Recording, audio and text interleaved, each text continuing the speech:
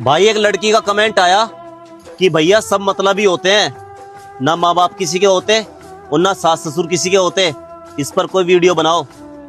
तो भाई ये वीडियो उस लड़की के लिए है, अगर अच्छी लगे तो शेयर कर देना आप भी। कि भगवान क्यों दिए दो घर जब मैं दोनों में ही पराई हूं। कि भगवान क्यों दिए दो घर जब मैं दोनों में ही पराई हूं। और कौन से माँ बाप और कौन से सास ससुर जब मैं किसी ने भी नहीं अपनाई हूं।